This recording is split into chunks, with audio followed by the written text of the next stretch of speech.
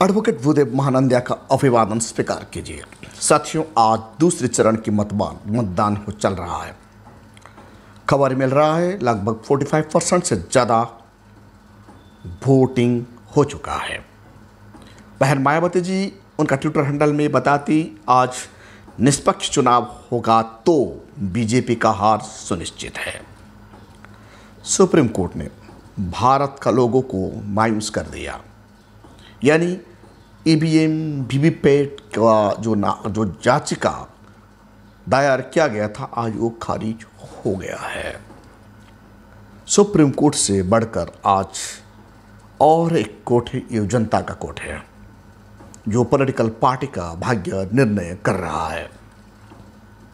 साथियों, डेमोक्रेसी के लिए और डेमोक्रेसी को बचाने के लिए सिर्फ भारत का सिटीजन ही इनको बचा सकते हैं। कोई कार्यपालिका नहीं, न्यायपालिका नहीं और व्यवस्थापिका नहीं, या कोई मीडिया नहीं। सिर्फ लोग ही भारत का डेमोक्रेसी को बचाने की दमखम भरते हैं। आकाश आनंद उनका ट्विटर हैंडल में वो लिखते हैं, जो लोग अपना पार्टी को बचा नहीं सकते और चला नहीं सकते, वो सरकार कैसे चलाएंगे। उत्तर प्रदेश में 8 सीट, लोकसभा का 8 सीट का चुनाव आज हो रहा है। हर सीट में बहुजन समाज पार्टी सबको पिछड़ दिया है। खबर के मुताबिक बसपा दूसरे चरण का 8 सीट में 8 को 8 सीट बीजेपी, समाजवादी पार्टी और इंडिया गठबंधन को पिछड़ दिया है। आइए जानते हैं कौन सा ये सीट है। अलीगढ़ सीट में बसपा आगे है और बीजेपी दूसरे नंबर पर है। अमरोहा में बसपा आगे है और बीजेपी सेकंड पोजीशन में लड़ाई लड़ रहा है। बागपत में बसपा सबसे आगे निकल रहा है। ऐसे ही बुलंदशहर में बसपा सबसे आगे निकल रहा है और इंडिया गठबंधन दूसरे पोजीशन पर आ रहा है।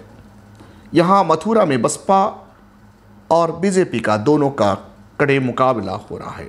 मेरठ सीट में बहुजन समाज पार्टी और इंडिया गठबंधन का साथ कड़ी मुकाबला हो रहा है।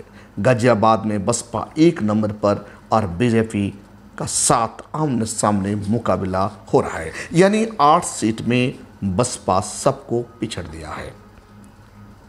साथियों, ये दूसरे चरण का मतदान हो रहा है, वो 88 सीट पर 88 सीट में से इंडिया गठबंधन को फ़ायदा मिल रहा है। उसके साथ साथ उत्तर प्रदेश में 8 को 8 सीट में बसपा 1 नंबर पर आगे बढ़ रहा है। वोटिंग परसेंटेज से ये पता चलता है बहुजन समाज, दलित, मुस्लिम गठबंधन होकर मनुवादी सोच रखने वाले पॉलिटिकल पार्टी को धूल चटाने की दमखम भर रहे हैं। बहुजन समाज का वोटर उत्साहित का साथ हाथी का बटन पर वोट लगाकर खुशी से निकल रहे हैं। बहन मायावती जी बताती है, निष्पक्ष चुनाव हो गया तो बीजेपी इस बार हार सुनिश्चित है, क्योंकि चुनाव माहौल में ये पता चलता है जहां भी बीजेपी का रैली हो रहा है, चुनावी मीटिंग हो रहा है, वहाँ लोग नहीं जा रहे, सन्नाटा पसरा रहा है। बीजेपी लीडर को लोग प्रश्न पूछ रहे हैं, 10 साल में आपने क्या दिया। 100 स्मार्ट सिटी के बारे में पूछ रहे हैं। हर साल 2 करोड़ नौकरियों के बारे में लोग पूछ रहे हैं। बुलेट ट्रेन के बारे में पूछ रहे हैं।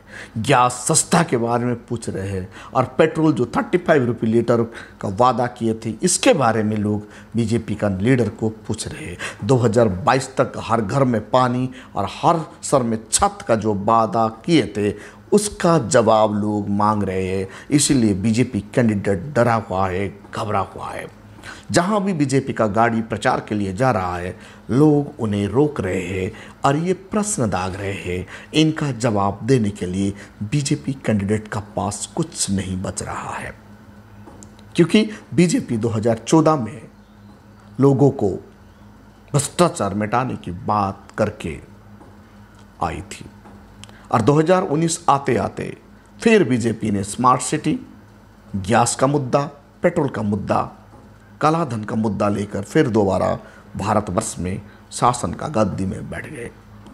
और 2 करोड़ नौकरी हर साल देने की वादा था वो विफल हो गया है। हर घर में पानी और हर व्यक्ति का सर पर जो छात का देने का वादा था 2022 तक, वो भी विफल हो गया है। इसलिए 2024 इलेक्शन जब पूरा ईमानदारी से लड़ा जाएगा तो बीजेपी हार सुनिश्चित है। ये बात बहन मायावती जी बताती है। साथियों, आज भारत के लिए भारत का सुप्रीम कोर्ट का जो न्याय दिया गया है, जो आइन डिस्चार्ज किया गया है, जस्टिस खान का बेंच में एससी का जो फैसला आया है, ईवीएम, वीवीपैट, तमाम याचिका खारिज हो गया है। यानी सत्तारूढ़ दल के लिए फायदा हो गया है, विपक्ष इसके लिए सोच रहा है। लेकिन भारतवर्ष में सबसे बड़ा सर्वोच्च न्यायालय होता है लोग। पॉलिटिकल पार्टी को हराना और जिताने की फैसला सिर्फ लोगों का हाथ में होता है। आज 2024 का आज का तारीख में सेकंड फेज का इलेक्शन 88 सीट पर चल रहा है। सुप्रीम कोर्ट का फैसला जो भी हो ना क्यों, लोग बस बीजेपी का ऊपर नाराज है। लोगों का वोट बीजेपी का एग्नेस्ट जा रहा है। ये फील्ड रिपोर्ट से पता चलता है। साथियों, डेमोक्रेसी को बचाने के लिए कोई कार्यपालिका नहीं आएगा, कोई न्यायपालिका नहीं आएगा, कोई व्यवस्थापिका काम नहीं करेगा, प्रेस मीडिया भी काम नहीं करेगा। भारत का सिचुएशन ऐसा है। सिर्फ भारत का सिटीजन ही ये डेमोक्रेसी को बचा सकते हैं, क्योंकि भारत का संविधान वी द पीपुल से शुरू होता है। जब कार्यपालिका विफल होता है, जब न्यायपालिका न्याय सही से नहीं करता, जब व्यवस्थापिका फेल हो जाता है और प्रेस मीडिया गुलाम बन जाता है, तब वो देश का सिटीजन का ऊपर डेमोक्रेसी को बचाने की जिम्मा आ जाता है। आज भारत का हर कोई सिटीजन का कंधा पर डेमोक्रेसी बचाने की जिम्मेदारी आ चुका है। जब तक सिटीजन डेमोक्रेसी को बचाने की लड़ाई नहीं लड़ेंगे, तब तक डेमोक्रेसी नहीं बचेगा। बाबा साहेब अम्बेडकर कहा करते हैं, उनका वॉल्यूम 3 में लिखा गया है, वो बताते हैं, डेमोक्रेसी का बर्बाद ये हमारा नीरवता है। जब सिटीजन डूम बन जाता है, डेमोक्रेसी बर्बाद हो जाता है। The destruction of the democracy is our doom. ये बाबा साहेब का विचार है। डेमोक्रेसी को कैसे बचाया जाता है? जब सिटीजन कॉन्शियस होता है, जब सिटीजन अंधभक्तता से उठकर देश हित में आता है। देश के लिए कोई व्यक्ति बड़ा नहीं है, देश के लिए कोई पार्टी बड़ा नहीं है, देश सर्वोपरि है। देश बचता है तो सिर्फ कॉन्शियस सिटीजन की वजह से। तो आइए बाबा साहब का बात मानकर संविधान को बचाने की लड़ाई लड़ना है। हमारा उम्मीद है 2024 इलेक्शन में डेमोक्रेसी सुनिश्चित बचेगा और भारत में हैंग गवर्नमेंट होगा। साथियों, जो 8 सीट अब चल रहा है, वो 8 सीट उत्तर प्रदेश में बसपा पिछड़ रहा है। आकाश आनंद जी उनका भाषण में बताते हैं, जो व्यक्ति अपना पार्टी को नहीं चला सकता, वो सरकार कैसे चलाएगा? आपको पता हो रहा है कहाँ इशारा है आकाश आनंद जी का। ये हकीकत है, जो पार्टी को संभाल नहीं सकता, पार्टी कोई भी कैंडिडेट को टिकट डिक्लेयर करने के बाद 3 बार टिकट परिवर्तन करना, ये कितना अनवर्थी लीडरशिप है। जब पार्टी कोई भी कैंडिडेट को टिकट डिक्लेयर कर देता है, वो एक बार फैसला हो जाता है। लेकिन लीडरशिप का कमजोरी के कारण बार बार उस एक जगह का टिकट बदल बदल कर टिकट देना, ये पार्टी चलाने की क्षमता कमजोर बताया जाता है। साथियों, दूसरे चरण का इलेक्शन, वोट परसेंटेज, लोगों का व्यू, जनता का राय, इनसे पता चल रहा है 88 सीट में से ज़्यादा सीट पर बीजेपी पिछड़ रहा है। बीजेपी खेमे में सन्नाटा है। बीजेपी को सिर्फ ईवीएम ही बचा सकता है। साथियों, आप देख रही है voice of people, voice of Bahujan. अभी तक आप हमारा चैनल को सब्सक्राइब नहीं किए तो काइंडली सब्सक्राइब कीजिए, बेल का आइकन जरूर दबाइए और voice of people, voice of Bahujan का मेंबरशिप बनिए।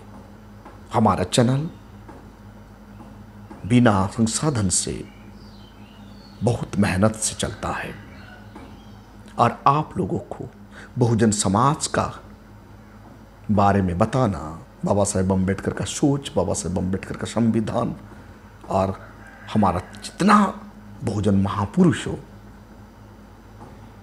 तथागत बुद्ध, अशोक, गुरु घासीदास, रोहिदास, ज्योतिबा फूले, सावित्रीबाई फूले, माता फतेमा शेख, माता रमाबाई, बाबा साहेब अम्बेडकर, दादा साहेब कांसीराम, बहन मायावती जी, वो बहुजन संघर्ष के बारे में आप लोगों का पास खबर देना हमारा प्राइमरी रिस्पॉन्सिबिलिटी है।